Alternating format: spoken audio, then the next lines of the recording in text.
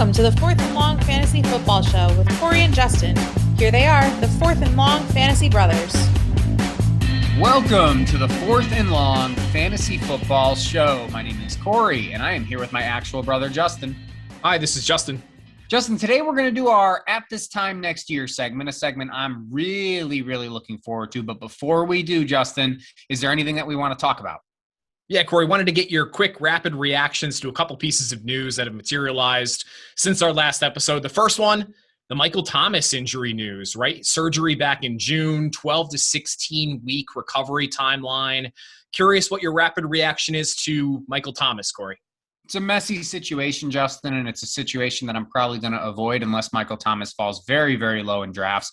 I typically don't like drafting already injured players, though. It's usually a best bet to stay away from them, especially where we just don't know what his timeline is. Now, typically teams will overestimate it to make it, their players come back and look like heroes when they're back 3 or 4 weeks ahead of schedule.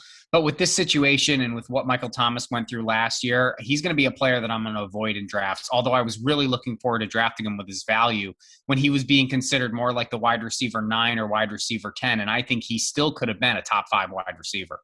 Yeah, if there's any gray area around Michael Thomas's return as we get a week, 2 weeks away from the start of the season, he's going to be on my do not draft list. I've already dropped him down into the 30s in my wide receiver rankings now, but obviously that's got time to change. The other piece of information, Corey, that I wanted to get your reaction to, training camp has officially started, and both quarterbacks Deshaun Watson and Aaron Rodgers have reported.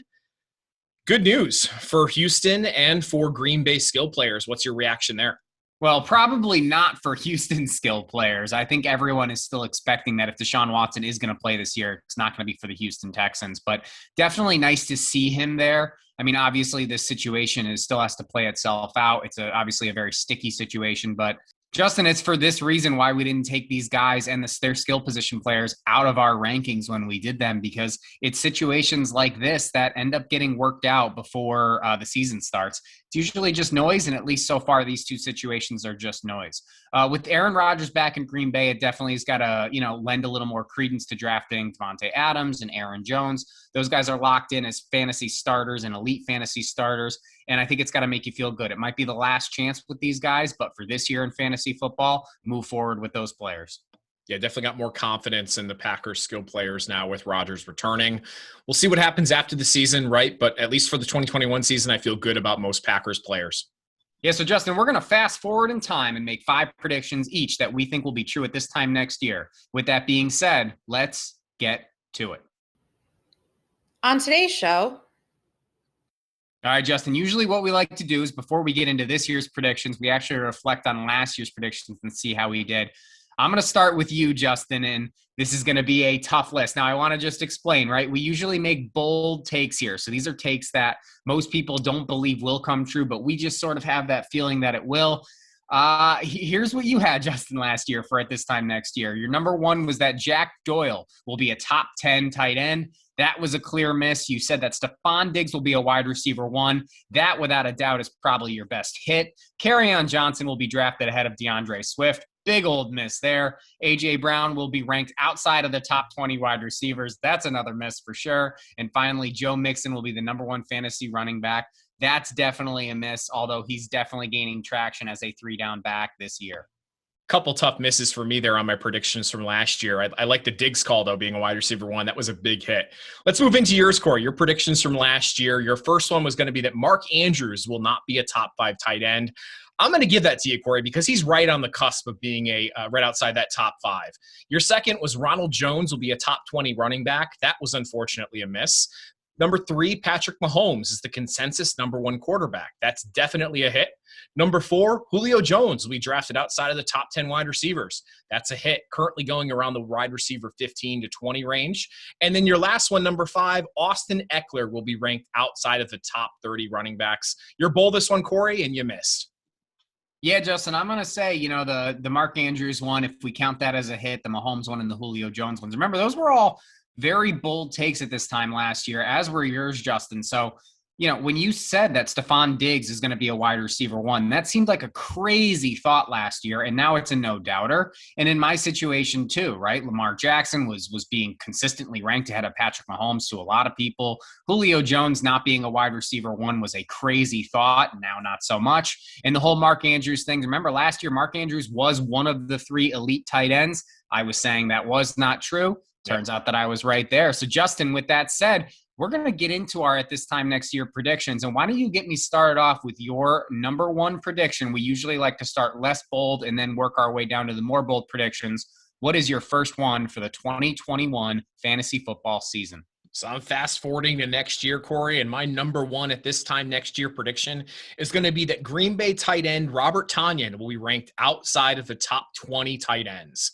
There's a couple things that play into this call for me. Number one is that Tonyan really relied on touchdowns a lot in 2020. I don't think he gets anywhere close to double-digit touchdowns this season. He scored 11 touchdowns on only 59 targets, man. That is insane efficiency that I see certainly set to regress here this season. Now, unless Tonyan's target volume increases, which I really don't see that happening. I don't see that happening this year. You should expect him as a fantasy owner to lose about half of those touchdowns from last year. And the loss of those touchdowns, Corey, is going to make him nothing more than a touchdown-dependent streamer at the tight end position. And then second, and probably most important, is all signs at this point point to Aaron Rodgers no longer being the Packers quarterback after this season. And Corey, I don't want much of this Green Bay Packers offense if Jordan Love is the quarterback next season. Yeah, Justin, both really great points there. And I got to say, right, Rodgers had this historic year last year during his MVP season. You've got to expect that he's going to regress. And if he's going to regress, there are guys that are going to be his weapons that are going to fall backwards as well. Tonyan just stands out as the guy who's going to do it most. Yep, that's why I've got him outside the top 20 for next year. Corey, get into your first one here. What's your, at this time next year, number one prediction?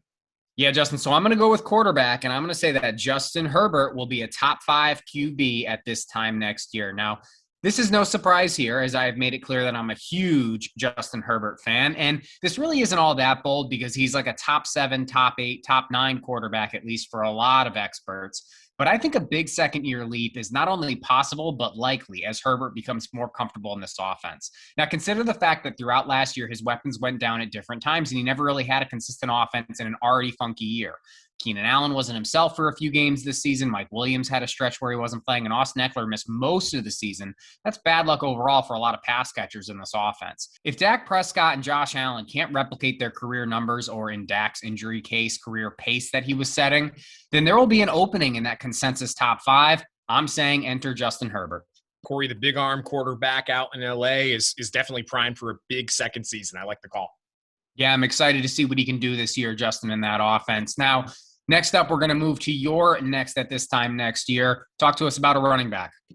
Yeah, my second prediction for at this time next year is going to be that Denver running back Javonte Williams will be a top 12 running back. Now, Corey, I like Javonte Williams a lot, right? He comps out as a sort of Nick Chubb, David Montgomery hybrid sort of player, right? Who should have plenty of opportunity in this Denver offense as early as this year. Now, he's the youngest rookie back this season, Corey. He graded out as one of the best college runners in PFF, Pro Football Focus history, and he's one of the best tackle breakers we've seen come into the NFL in recent years. Do I think Javonte Williams will be a running back 1 in 2021? I don't think so, right? It's certainly in the realm of possibility, but I don't think that will happen. But I do think he'll be a rock-solid sort of back-end RB2 with an expected larger share of this offense as the season goes on. But I think the real fun comes in 2022, Corey, when Melvin Gordon is out of town, right, and the running back job is all Javonte's. I could see a situation very similar to what we saw with Cam Akers last year, where it takes him a while to really emerge. He comes on strong late in the season and is then being considered a top 12 running back next summer. Corey, there are only so many bell cows in the NFL, and Javonte Williams could be the next. Yeah, Justin, I like that as well. I love Javonte Williams as a great running back for next year. He's a great dynasty and keeper investment for sure. Top 12 is a very lofty expectation, but he's got the youth, he's got the ability, he's got all the opportunity to potentially become just that. We'll certainly see, Corey, and pour one out for Cam Akers, right? It still pains me to say his name. But let's keep moving here. Your number 2 at this time next year prediction. Yeah, Justin. So I'm going to keep the running back train going here, and I'm going to actually repeat one from last year. First time I've ever done this, and that's that Ronald Jones, my guy Rojo, will be a top 20 running back at this time next year. Now it's time to double down, Justin, something I've never done before on this list. But look, Ronald Jones is entering a contract year, and while I'm no subscriber to the contract year means big production narrative, I am interested in what this could mean for one of the youngest veterans, quote-unquote veterans out there. When Jones enters his first trial of free agency, he's only going to be 24 years old, and he'll still have tread on his tires that other workhorse backs don't have when they usually enter their first bout of free agency. Now, every offseason, there's 5 or 6 teams that enter free agency with a significant hole at running back.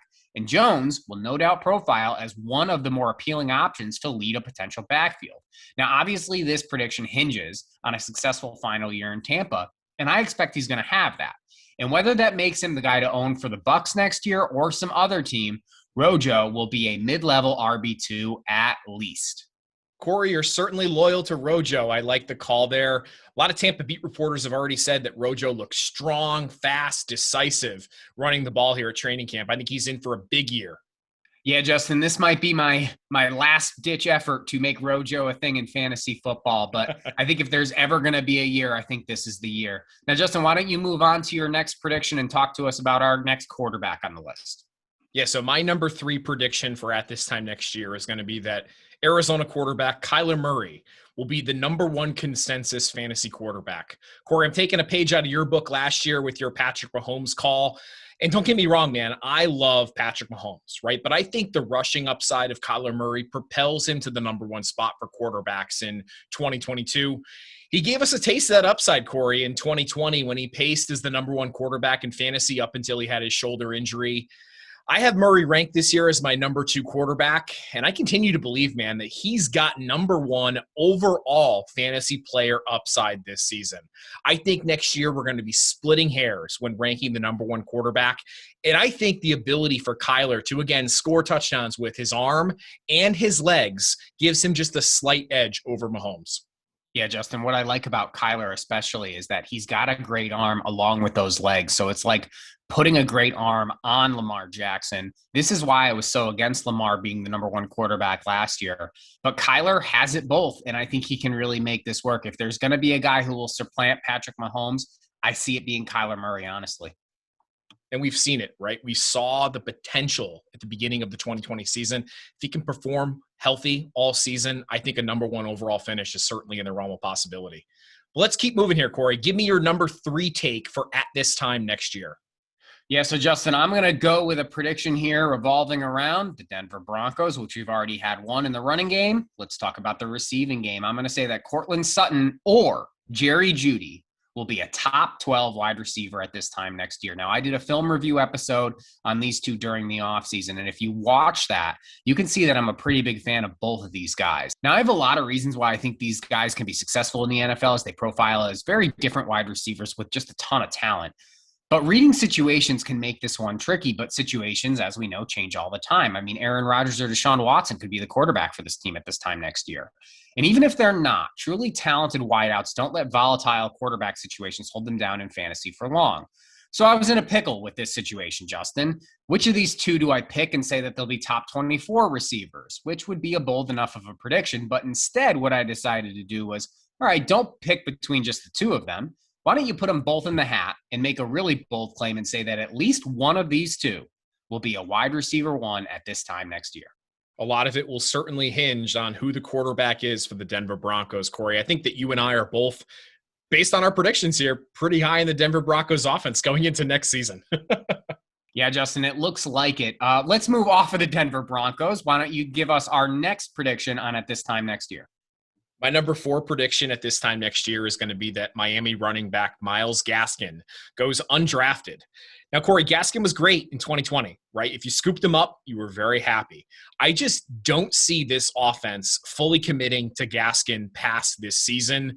We've talked ad nauseum about the Dolphins' actions this offseason, right? Signing Malcolm Brown, nearly drafting Javonte Williams, almost claiming Kerryon Johnson, right? All of those actions, and we've talked about this before, make me think that the Dolphins aren't fully committed to Gaskin as their back of the future.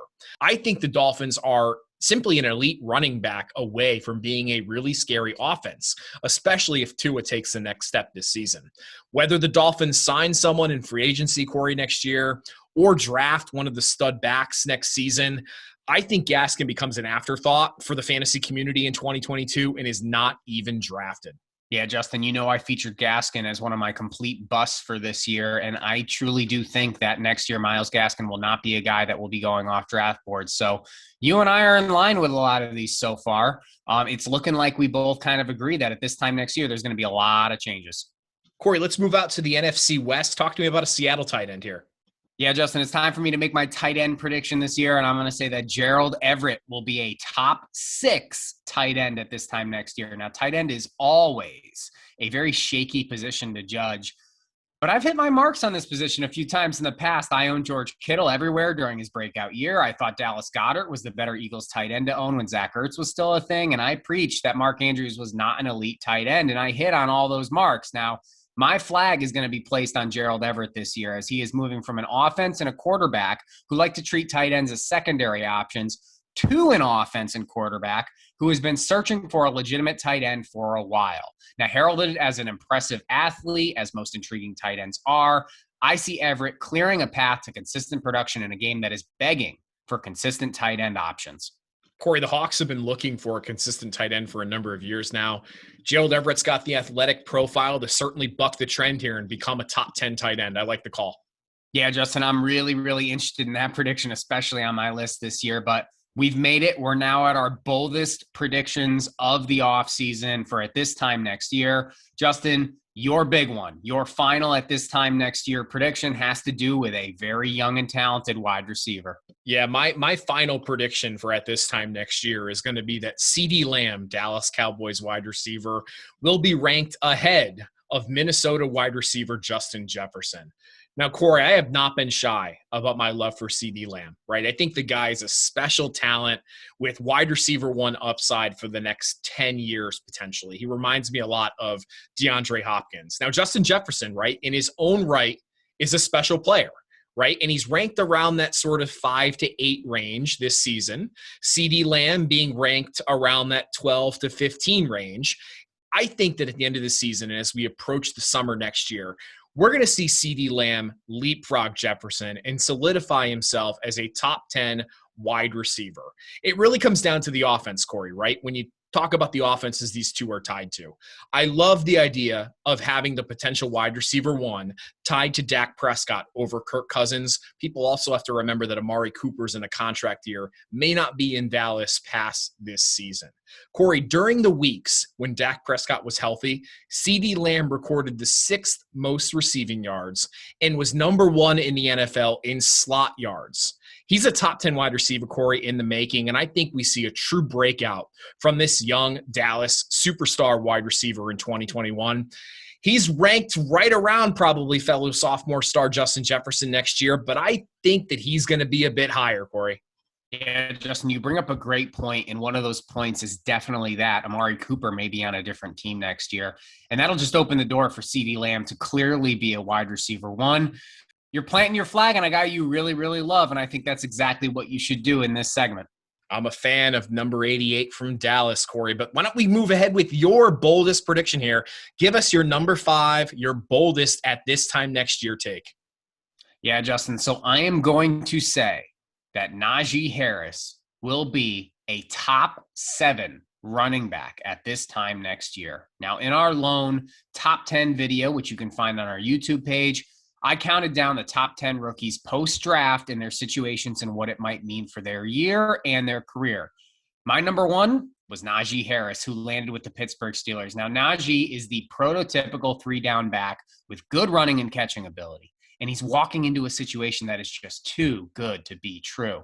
Now, I'm feeling more and more like feeding Najee and getting him in the open field in multiple ways is a no-doubt scenario here. And, Justin, I'm going to quote you here.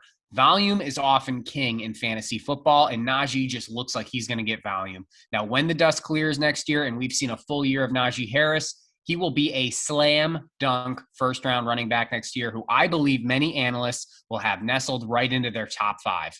Najee Harris is a candidate, Corey, for 350 touches this season. Even if he's inefficient, he's going to get over 1,000 rushing yards. He'll probably have 300, 400, 500 yards receiving. I think a 1,500 total yard, 10-plus touchdown season is in the realm of possibilities for Najee Harris. It's a great call. Justin, it's a situation that is almost too good to be true, and that will do it for our At This Time Next Year, one of my favorite segments that we always do. Please, everyone, remember to comment and like on this video on YouTube, subscribe to the channel, and always find us anywhere that you can find podcasts, that or anything else you can do to show some support. I'm Corey. And I'm Justin. And this has been the Fourth and Long Fantasy Football Show. We'll see you next time.